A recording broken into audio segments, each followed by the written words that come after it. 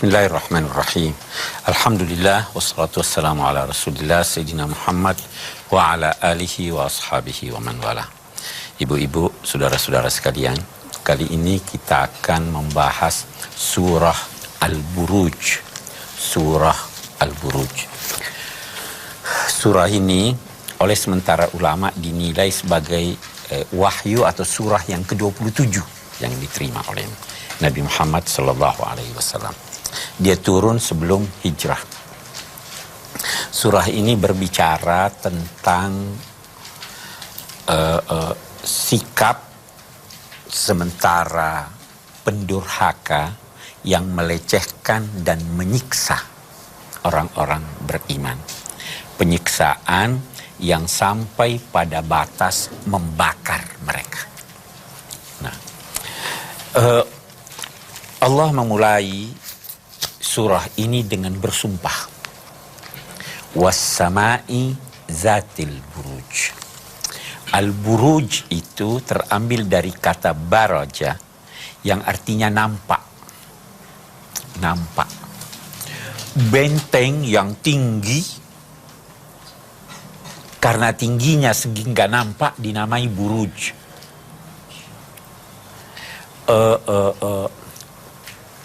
Wanita yang terbuka auratnya dinamai mutabarrija, karena dia terbuka auratnya sehingga nampak.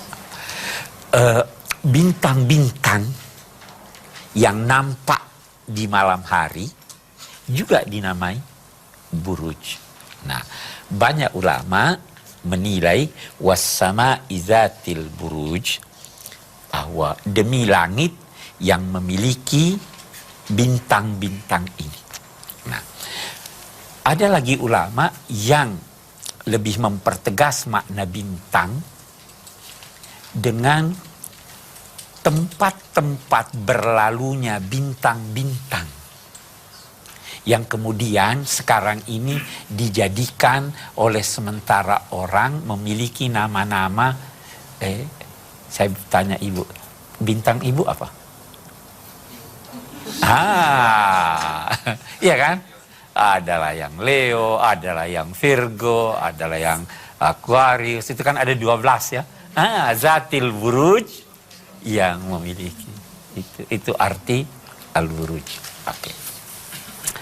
Tapi jangan salah sangka, ini bukan berarti ada anjuran Al-Quran untuk baca koran, lihat bintang ya. Tidak, sama sekali tidak. Oke. Was-sama'i zatil buruj wal yaumil mau'ud, dan demi hari yang dijanjikan. Apa hari yang dijanjikan itu? Hari kiamat. Itulah hari yang dijanjikan Tuhan. Belum terjadi di dunia ini, dijanjikan akan terjadi kemudian. Wa syahidin wa masyhud. Syahid itu dari syahida berarti melihat atau mengetahui. Melihat dengan pandangan mata atau melihat dengan pandangan hati. Saksi. Demi saksi dan yang disaksikan. Siapa saksi itu? Saksi yang paling sempurna kesaksiannya Allah, syahid. Berarti demi Allah. Masyhud, semua makhluk. Saya bisa batasi. Rasulullah diutus sebagai saksi. Ya kan? Jadi demi syahid, demi Rasulullah. Masyhud, umat-umat. Bisa juga. Yauma nakhtimu ala afwahihim wa tukallimuna aydihim wa tashhadu arjuluhum bima kanu yaksibun. Di hari kemudian nanti akan dikunci mulut, dan yang akan berbicara adalah tangan-tangan manusia, dan yang menjadi saksi adalah kaki. Jadi anggota tubuh ini akan menjadi saksi. Apa yang disaksikan?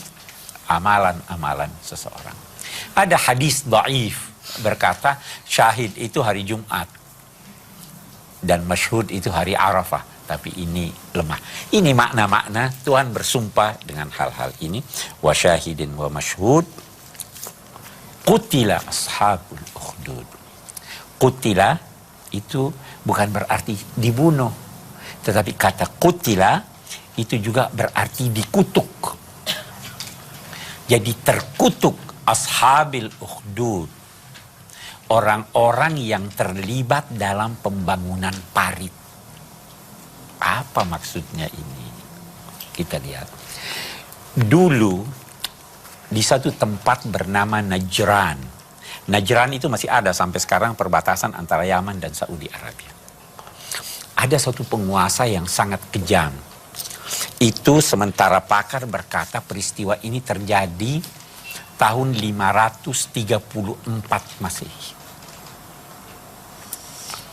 Ada orang-orang yang menganut ajaran Nabi Isa. Tidak disetujui oleh penguasanya. Maka penguasa memerintahkan membangun ukhdud. Ukhdud itu belahan di tanah. Kalau dalam bahasa Indonesia parit. Nah, di parit itu ditaruh bahan bakar, kayu dan sebagainya dibakar. Semua yang tidak mau mengubah agamanya didorong masuk ke sana. Nah, ini yang dimaksud qutila ashabul ukhdud. Terkutuk orang-orang yang terlibat dalam pembuatan. Yang terlibat itu mulai dari yang perintah, sampai yang menggali, sampai yang mendorong orang ini masuk. Bagaimana kejamnya dikatakan, an-nari dzatil waqud. Api itu punya bahan bakar. Kalau api nggak punya bahan bakar, sebentar padam ya.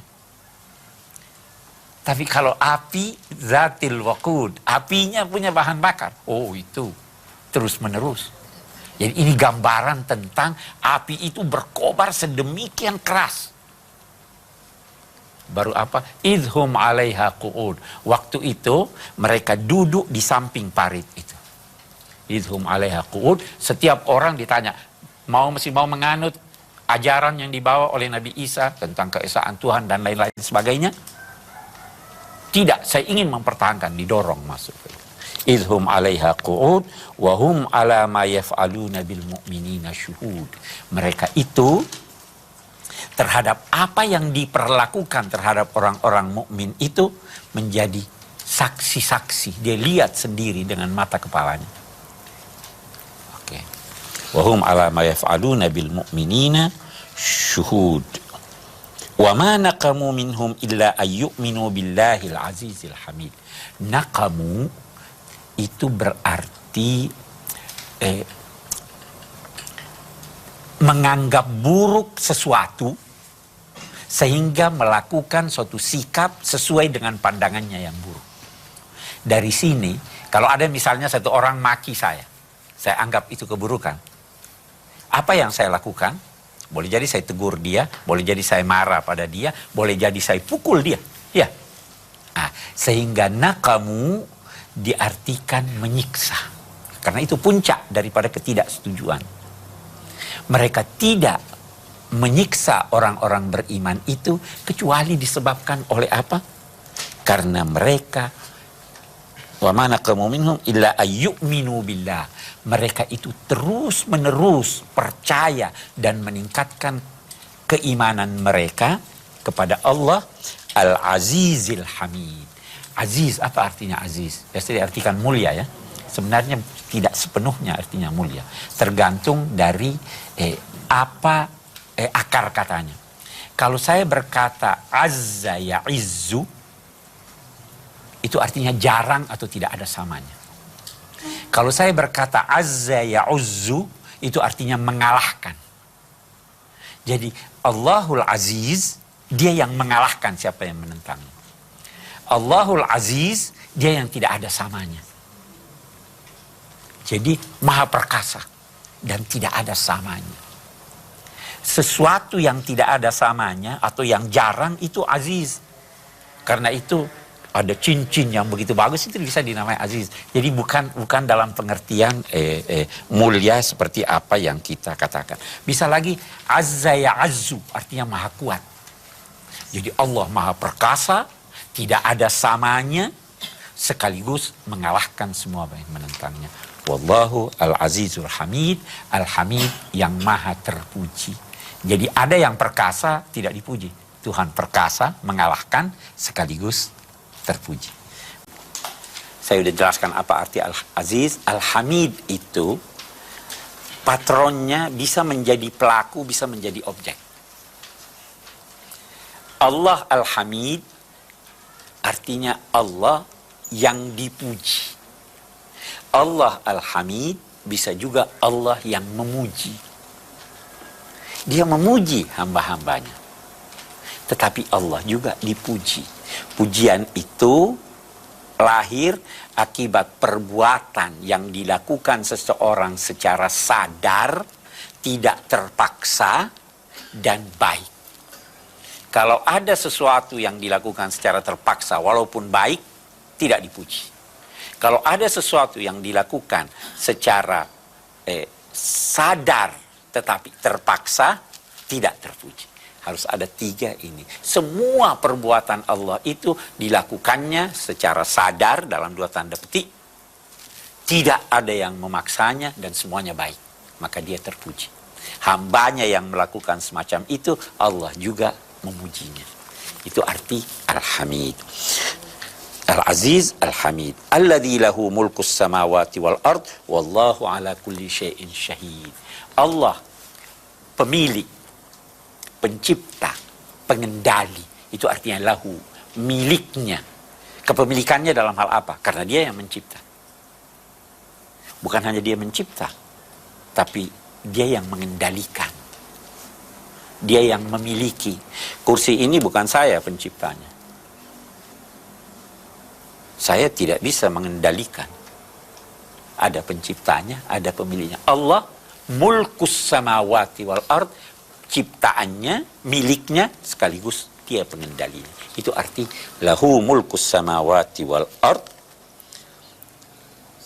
wallahu ala kulli syai'in syahid. Dan Allah terhadap segala sesuatu, dari yang sebesar-besarnya sampai yang sekecil-kecilnya, maha menyaksikan, mengetahui. Nah, kalau memang begitu, datanglah ancaman kepada ashabil ukhdud dan semua orang sampai sekarang. Apa itu? Innal ladzina fatanul mu'minina wal mu'minat tsumma lam yatubu falahum azabu jahannam walahum azabul hariq. Fatana itu artinya pada mulanya membakar emas supaya diketahui kualitasnya, ya kan? Hilang karatannya, ketahui karatnya sekian.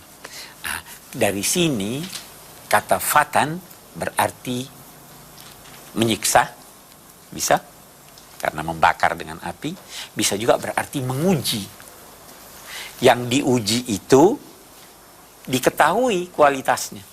Nah, orang-orang di sini maksudnya sesungguhnya orang-orang yang menyiksa orang-orang mukmin, baik lelaki maupun perempuan, kemudian dia tidak bertobat, maka bagi mereka siksa jahanam di akhirat nanti.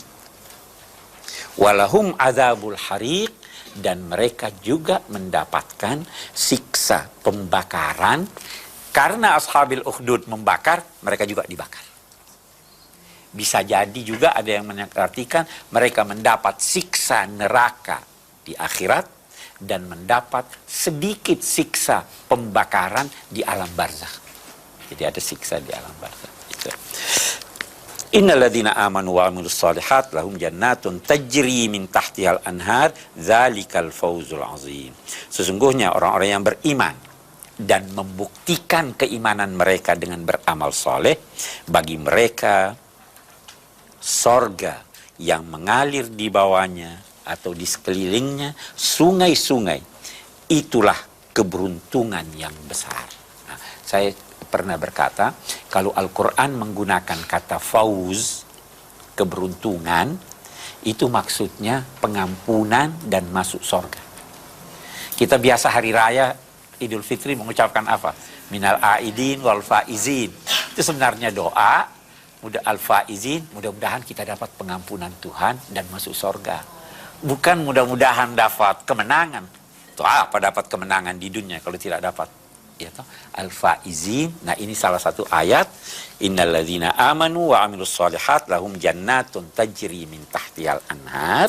Mereka mendapatkan sorga yang mengalir di sekelilingnya sungai-sungai. Zalika, itulah apa? Al-Fawz Al-Azim. Itulah keberuntungan. Kalau orang munafik, keberuntungannya dapat duit. Kalau orang mukmin, keberuntungannya dapat pengampunan Tuhan. Nah, oke. Inna batsya rabbika lasyadid, innahu huwa yubdi' wa yu'id. Sesungguhnya siksaan Tuhanmu itu sangat pedih. Innahu huwa yubdi'u wa yu'id. Dia yang memulai dan dia yang mengembalikan. Apa artinya ini? Bisa banyak artinya. Kita tadinya kan tidak hidup. Kita diciptakan.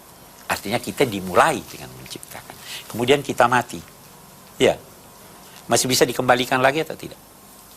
Dikembalikan lagi hidup. Dialah yang memulai ciptaan, termasuk ciptaan manusia, dan kemudian ketika manusia mati, dia yang mengembalikannya hidup kembali. Satu arti. Kita lihat arti yang lain.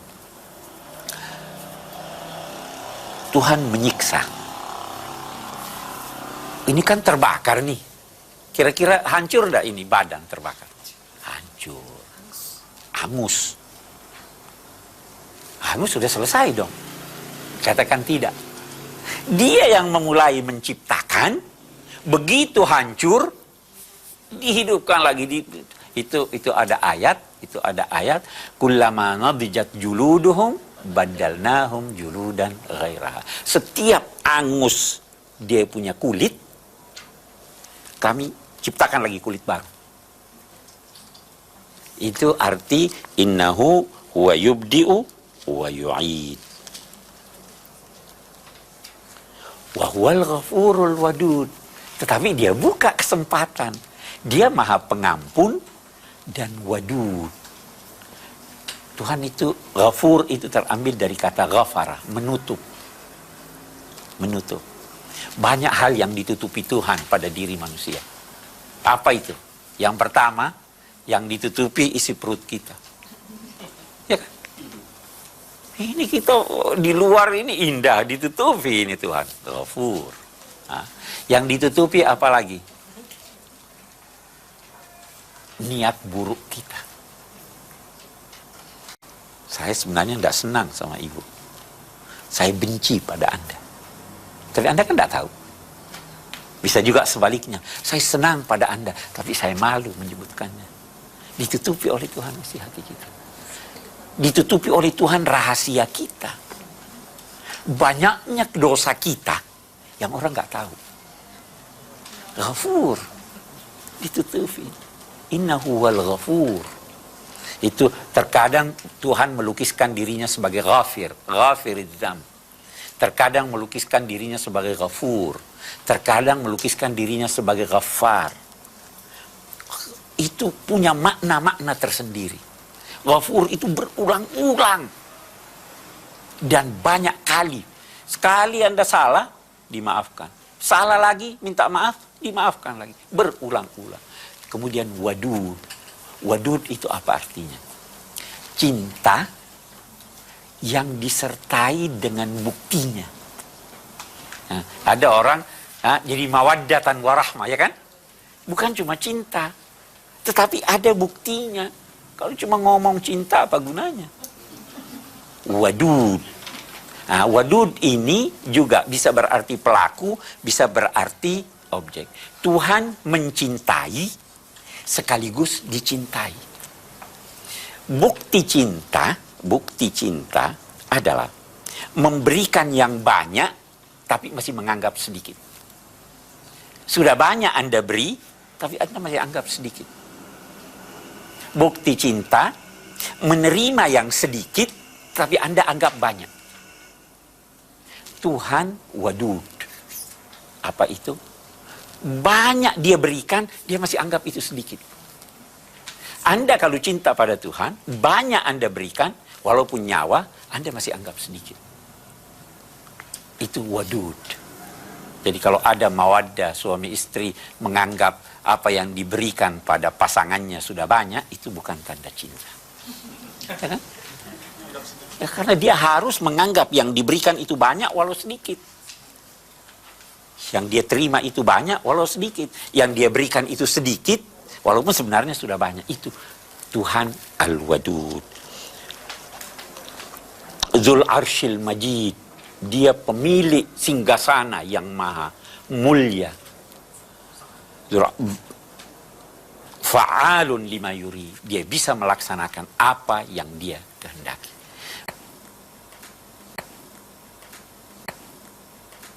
Saya kira itu ilustrasinya. Ya, kita akan mengambil kesimpulan dari ini kita bahwa Allah Maha Kuasa, Maha Pengampun, tetapi juga Maha Besar siksanya. Kita hanya dituntut untuk mendekatkan diri kepadanya. Saya kira itu yang bisa kita simpulkan. Wassalamualaikum warahmatullahi wabarakatuh.